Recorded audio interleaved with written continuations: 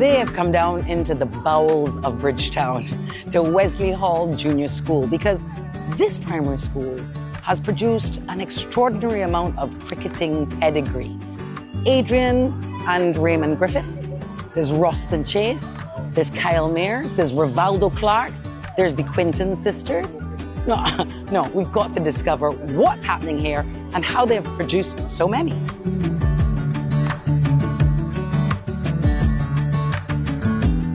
You ready? Yeah, you want me ready too?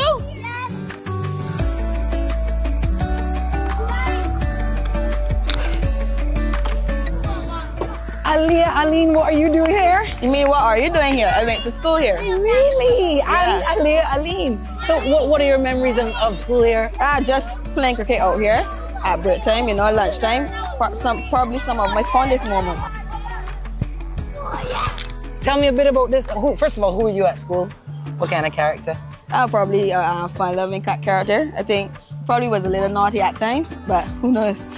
And you used to run about a lot, or you were inside studying? No, outdoor a lot. Yeah? Always wanted to be outdoor, but still spent some time in the classroom as well. What kind of memories come back? What was your schooling like? What comes to your mind when you think about it? I can remember right here where I used to buy my lunch right under the tree. I had a van right here that I used to play, and how can I forget my first class one?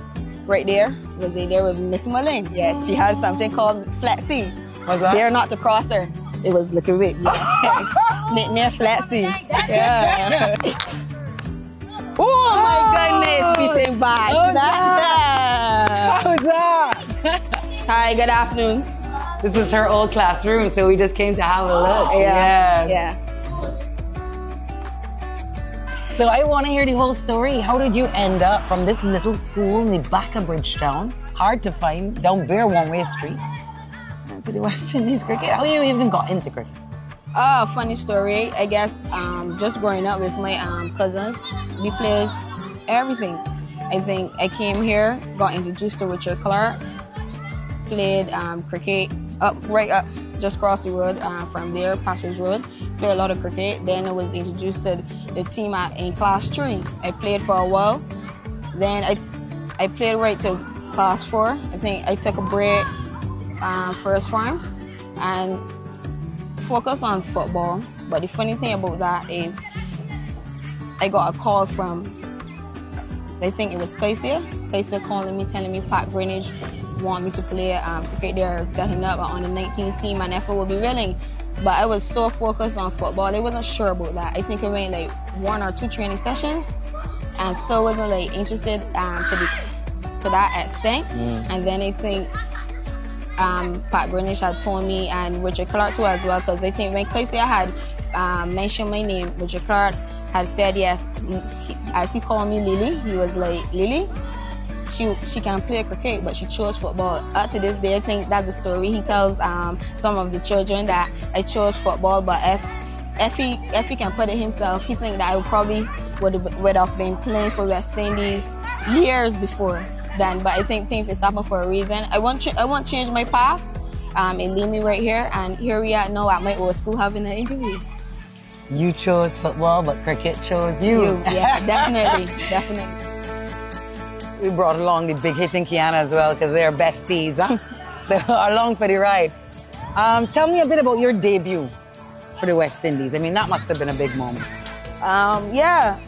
If you had asked me 2019, I would be debuting for West Indies, I would have probably struggled because prior to that, I wanted to take a break from cricket because I've been playing for a while and coaches been saying that I have the potential, I have the talent. I should be playing for West Indies. And I remember getting a phone call from Shakira saying that doing some netball against Australia. I remember I told you that I was going to take a break. Yeah. And it was like, whoa, I won't know if I will ever have a chance to bowl at Elise Perry, which was a big role model of mine, and Meg Lanning and those kind of guys. So I went down to Kensington Oval, I bowled. I kid you not, I wasn't training as much, so I was fatigued bowling. And I remember the coach saying, do you want to take a break? And I was like, no, I'm fine. But this time you mash up. I mash up, right. And they said, no, I'm fine. I was home just watching TV normal. I remember I got this phone call And I think it was Josina calling me, and she was saying that, no, sorry, Miss Brown calling me, telling me like, you have been selected for camp. And it went silent. I was like, what? Seeing because before you saying the same with me, they not invite me to camp. And I remember my mother said, see what I tell you, things is happen for a reason, and it don't happen before a time. I remember I was sitting in the room because it was time for selection, and we had to meet individually with Gus and Brown. Never forget it. And I went in the room, and they told me, Aaliyah Alleyne, you have been selected to represent West Indies. I remember it was a surreal moment, and getting my cap from Pony Watch can't get no better than that. You understand? What a story. What a story!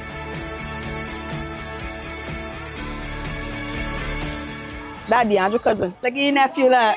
We at Windies Hall. Proper left hand seam here. If we got a rope, he ain't early. Tell Alex hi. Look at Alex. We're almost. We miss you, man. How are you? We miss you so bad. We miss you so bad. Get better soon. Yeah, right. Definitely. We and me at CPL. Good. Are you ready? Oh.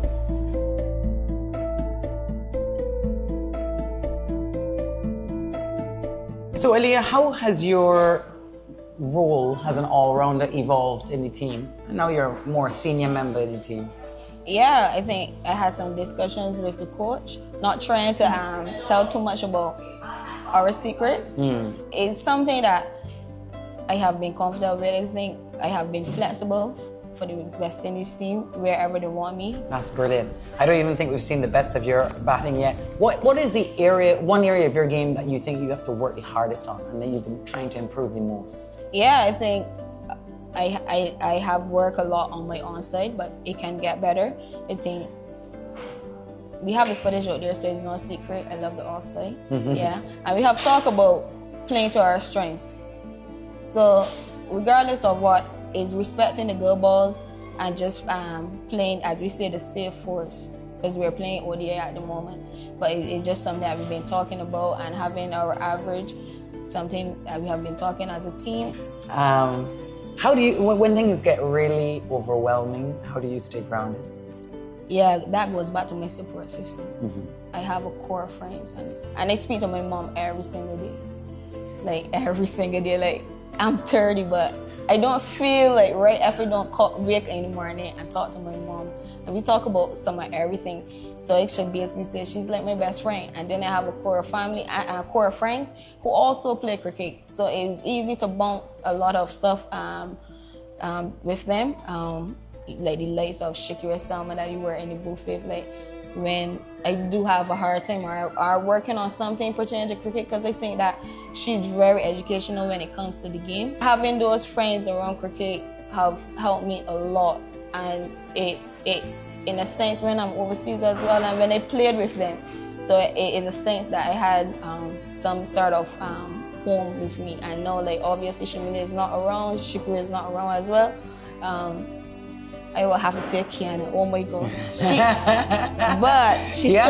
definitely stressed me out. And like my mom said, she's definitely your daughter, Aaliyah. That more than anything else. But definitely we have fun together. We have a lot of fun together. So even in those hard times, even like it could be me or it could be her. Like we always like support each other and just be there to have like that constructive criticism, because she could tell you she scored 60. I would come and say, 60 fam, you worked so hard, like the 100 day, I scored 44 the other day. She was on me, 44, I don't want that. I wanted 50. I want you to go and come in, not out. So I think that's good to have people around you like that. It's amazing. So Shamilia Connell, Shakira Salman, like big sisters to you, and now you're like a big sister to Kiana Joseph. Yeah. And do you ever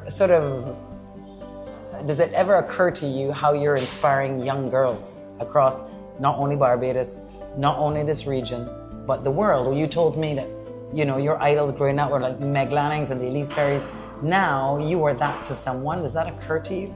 Yeah, I think it's something that been talked about and something you say you come out to be a role model for some person. But I should say like CPL really showed me a lot. And when we had a presentation down Kempton Oval, I really saw like a lot of girls was really looking up to me. They really had fun watching us dance after the kid, and that really warmed my heart.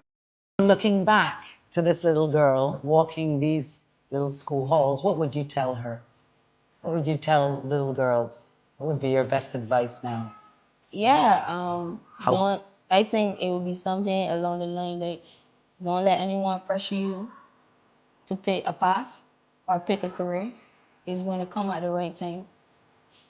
The sky is the limit. Keep working hard, and remember to keep working hard in the classroom as well, because education is key, and no one can take education away from you. Ain't that the truth? I like that you say don't let anyone pressure you down one path. Last question. What do you want your legacy to be? I guess if I had to say one, I guess someone that never give up, someone that inspired the neighborhood, and someone who just love life and love a laugh. Laughing. Beautiful. Thank you, Aaliyah Alleyne. Thank you. Hi guys, thank you for taking the time out to come to my lovely school, Windies Hall. It really brought back some fun memories. Bye guys.